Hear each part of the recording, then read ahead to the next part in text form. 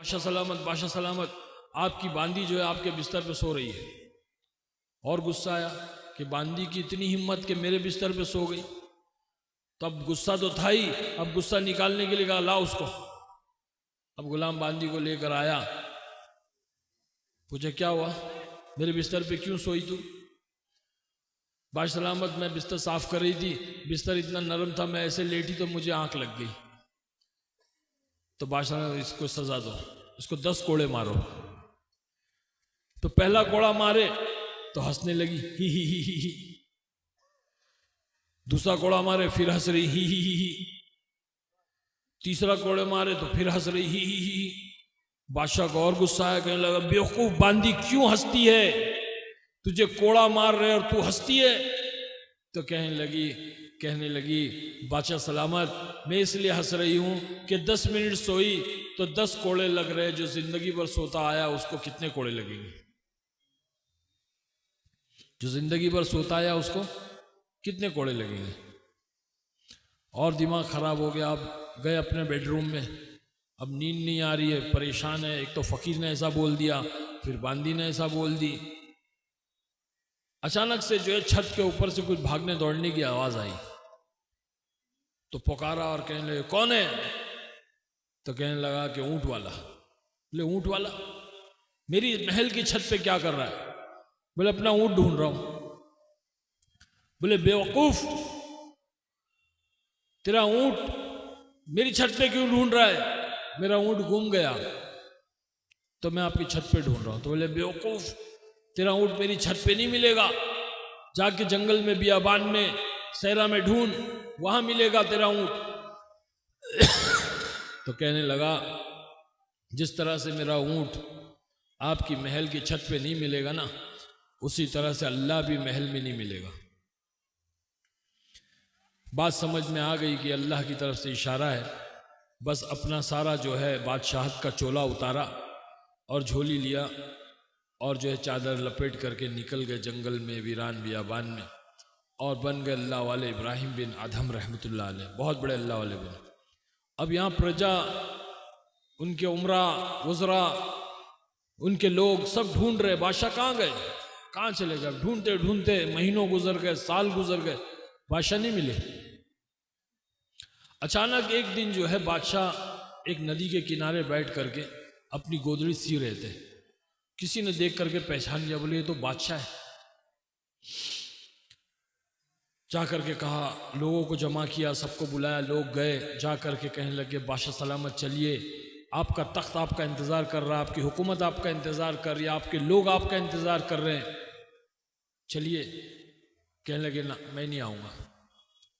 बहुत इसरार किया, बहुत मनाया। तो बादशाह सलामत ने कहा अच्छा एक शर्त है मेरी।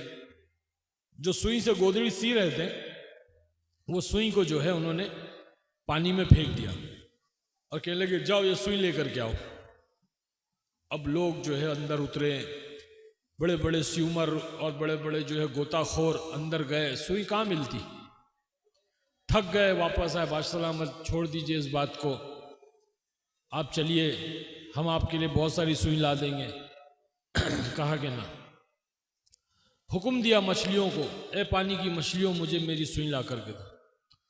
तो सारी मछलियां जो है अपने मुंह में सोने की सुई लेकर के आई, सोने की सुई। तो बादशाह सलामत ने कहा कि ना मुझे ये नहीं चाहिए, मुझे मेरी सुई चाहिए। तो एक मछली अंदर जाती है और उनकी सुई ला करके देती है। वो लेते और कहते हैं बताओ वो हुकूमत अच्छी है कि ये हुकूमत अच्छी है? लोग कहते हैं बादशाह सलामत ये हुकूमत अच्छी है। तो मेरे बुजुर्ग दोस्तों कहने का मतलब यह है कि ये बने अल्लाह वाले इब्राहिम बिन अदहम रहमतुल्लाह अलैह, जब अल्लाह किसी को हिदायत देना चाहता है और किसी को अल्लाह चुनना चाहता है तो अल्लाह इस तरह से इशारे देता है।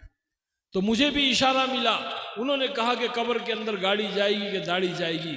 मैंने कहा कब्र में गाड़ी कैसे जाएगी, कब्र में तो दाढ़ी जाएगी। कहने लगे हाँ कब्र में दाढ़ी जाएगी। तो गाड़ी वाली ज़िंदगी के लिए वक्त ज़ाया क्यों करते हो, दाढ़ी वाली ज़िंदगी क्यों नहीं अख्तियार करते? दाढ़ी वाली ज़िंदगी तो हज़रत मोहम्मद सल्लल्लाहु अलैहि वसल्लम की ज़िंदगी।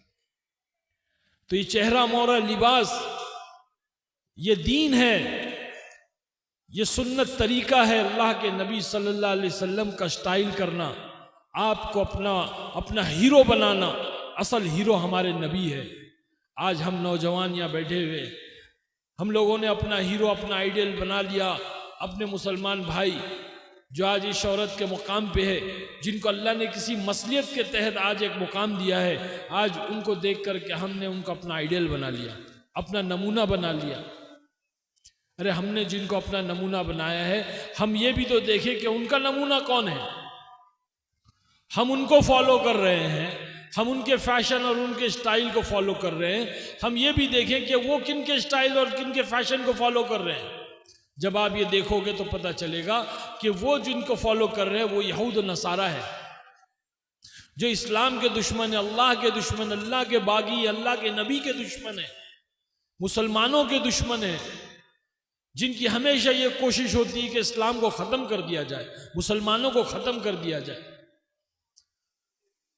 उनको फॉलो कर रहे हैं। क्योंकि मैंने मेरी फिल्म, पहली फिल्म जो फूल और कांटे थी, उसमें जो मैंने स्टाइल किया था, रॉकी का जो स्टाइल मैंने किया था, जो पोनी टेल और जैकेट और बिटल्स, वो फॉरेन का, बॉलीवुड का, हॉलीवुड का एक स्टार था, उसका मैंने कॉपी किया था। तो बॉलीवुड में जो स्टाइल और फैशन आता है वो हॉलीवुड से आता है। हाँ, तो जाने अनजाने में हमने उनको अपना इमाम बना रखा है, अपना आइडियल बना। हमारे हीरो तो हमारे नबी है।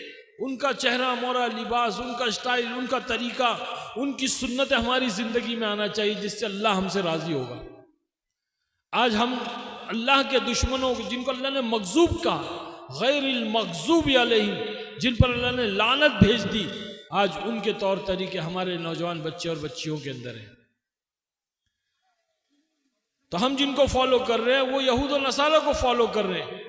अब वो यहूद और नसारा किसको फॉलो कर रहे हैं? उनका भी तो कोई इमाम होगा, उनका भी तो कोई इमाम होगा।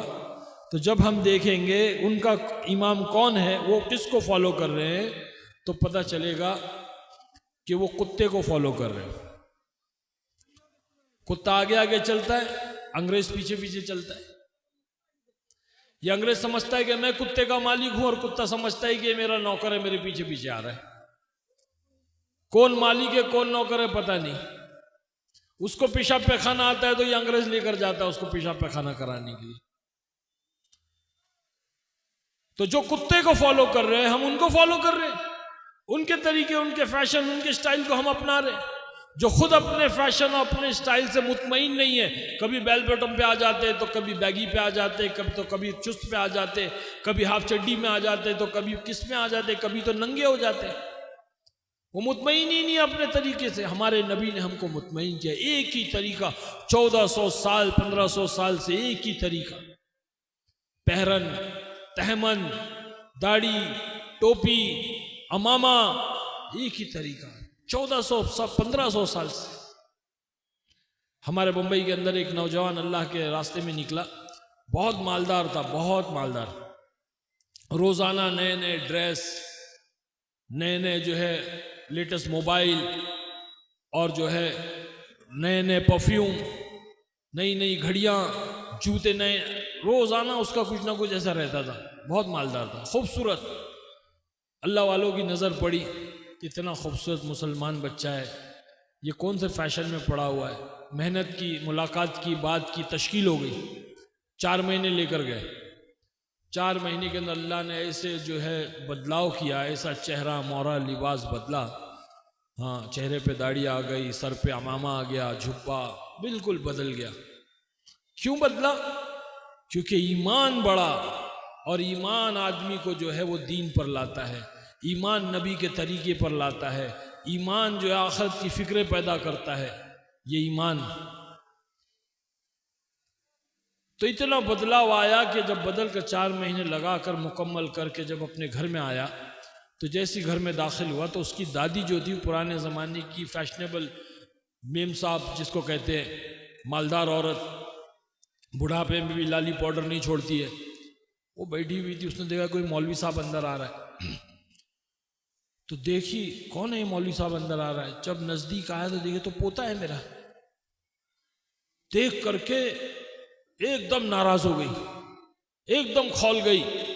अरे ये क्या होलिया बना लिया, ये किसका होलिया इख्तियार कर लिया? अरे मैं तो तेरी शादी के इंतजार में बैठी हूं, तुझे लड़की कौन देगा? कौन कह रही है भाई? अरे बोलो ना।